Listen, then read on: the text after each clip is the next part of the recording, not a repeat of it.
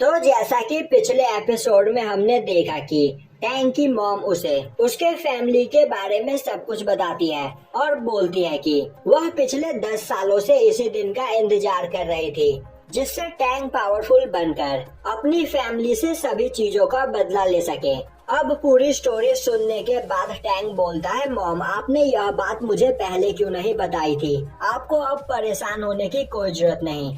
मैं कल ही सुबह विलेज में जाकर पेंगलाई फेरी बनने की एक्टिंग करूंगा और फिर वहाँ की आर्मी पर कंट्रोल करने के बाद मैं टैंग डायनेस्टी का नया किंग बनूंगा। तो आपको परेशान होने की कोई जरूरत नहीं, आप यहाँ पर आराम से बैठ जाओ। तभी टैंक की मॉम बोलती है, तो आखिर वह सीक्रेट ट्रेजर कहाँ पर है, मैं उसे देखना चाहती हूँ। यह सुनते ही टैंक बोलता है, मॉम वह सब बस रूमर्स है। वह वल्कैरी हैमर कोई सीक्रेट ट्रेजर नहीं बल्कि वह एक बेकार सा टूटा हुआ हैमर है। और तभी उस हैमर का हैंडल दोबारा से निकल जाता है। अब उस हैमर को देखते ही टैंक की मॉम को चक्कर आने लगते हैं। अब टैंक अपनी मॉम को उठाकर बिस्तर पर रखता है और बोलता है कि अभी मेरी बात खत्म नहीं हुई है। इस हैमर के अंदर एक लड़की है। यह सुनकर टैंक की मॉम काफी ज्यादा खुश हो जाती है और टैंक से उस लड़की के बारे में पूछने लगती है। टैंक बोलता है उस लड़की के अंदर भी कोई खास बात नहीं है। तभी टैंक की मॉम बोलती है कि वह लड़की शायद कोई प्रिंसेस हो सकती है, तो तुम्हें उससे शादी कर लेनी चाहिए। पर टैंक उनकी बात को काटता हुआ वहाँ से चला जाता है। अब अगली सुबह टैंक अपने घोड़े पर बैठकर जाने लगता है। अब थोड़ी देर के बाद टैंक को आवाज सुनाई देती है कि उसकी मॉम काफी ज्यादा अच्छी है। तभी टैंक रुक जाता है और वह देखता है कि उस हैमर के अंदर से वह लड़की बोल रही होती है। टैंक बोलता है, तो क्या अब तक तुम हमारी सभी बातों को सुन रही थी। वह लड़की बोलती है, हाँ। और अब उसे अपनी मदर इन लॉ की टेंशन करने की कोई जरूरत नहीं क्योंकि उसे इस जगह पर काफी अच्छी मदर इन लॉ मिल चुकी है। तभी टैंक बोलता है, ऐसा कभी नहीं होगा और इस बारे में भूल जाओ। वैसे तुम्हारा नाम क्या है। अब वह लड़की अपने नाम के बारे में सोचने लगती है। तभी टैंक बोलता है, तुम गोल्ड की तरह साइन करती हो, तो फिर क्यों ना तुम्हारा नाम गोल्डन हैमर रख दिया जाए। यह सुनकर वह लड़की खुश हो जाती है।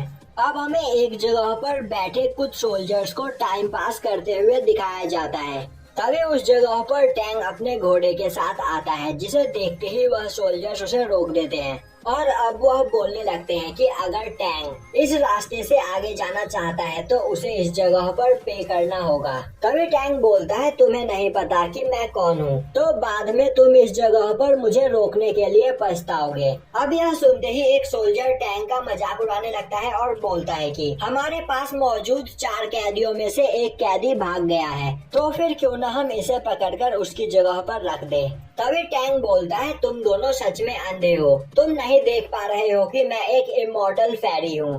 तभी वह दोनों सोल्जर्स टैंक को उस जगह पर बांध देते हैं और बोलने लगते हैं कि इससे कोई फर्क नहीं पड़ता कि तुम इमॉर्टल हो या नहीं, पर आज इस जगह पर तुम हमें पनिशमेंट से बचाओगे। अब यह देखकर टैंक सोचने लगता है कि इन्होंने अचानक ही मुझे बांध दिया, तो अब मुझे क्या करना चाहिए।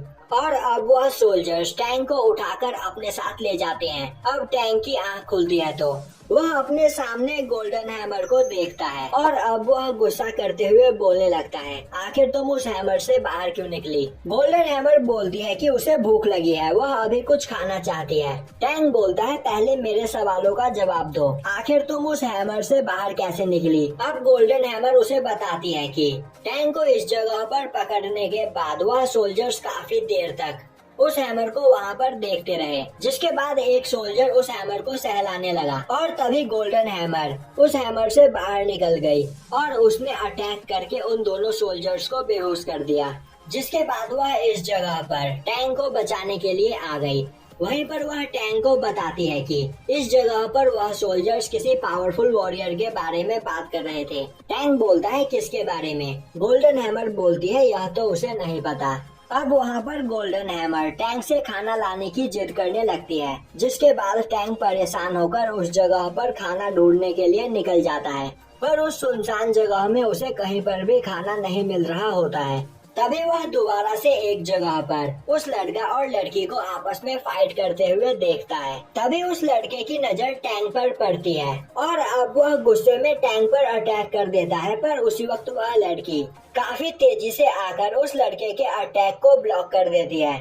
तभी टैंग उस लड़की से बोलने लगता है, क्या मैं तुम्हें याद हूँ? अगर इस जगह पर तुम्हें कोई मदद चाहिए तो तुम मुझसे मांग सकती हो। उसी वक्त वह लड़का दोबारा टैंग पर अटैक कर देता है, पर टैंग उसके हाथ को पकड़ लेता है। जिसके बाद वह उस लड़के से बोलता है कि आखिर तुम इतने जिद्दी क्यों हो? मैं समझ सकता हूँ कि तुम इस लड़की से प्यार करते हो, पर यह लड़की तुम्हें पसंद नहीं करती है, तो आखिर तुम हार क्यों नहीं मान लेते? अब टैंक की पावर को देखते ही वह लड़की सोचने लगती है कि गोल्डन फेरी के पावर के अटैक से भी इस लड़के को कुछ भी नहीं हुआ, तो आखिर यह है कौन?